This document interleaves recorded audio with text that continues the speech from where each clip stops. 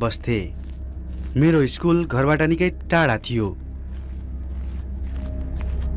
School जाने बाटोमा एउटा यस्तो ठाउँ थियो जहाँ साँडेको जुधाइको खेल हुन्थ्यो। त्यहाँ तिनीहरूलाई ट्रेनिङ गराइन्थ्यो।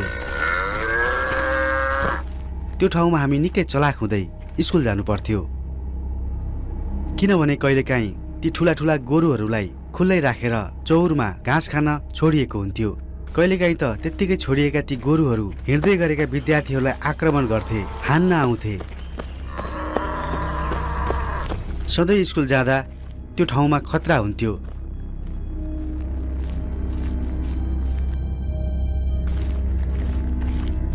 चैतको महिना थियो र त्यो समय नयाँ विद्यार्थी आउने कसैले सोचेका थिएनन्। तर एक दिन अचानकै एउटा नेपालबाट आएको केटो हाम्रो क्लासमा देखा पर्यो। हाम्रो क्लासमा आयो। Good morning sir.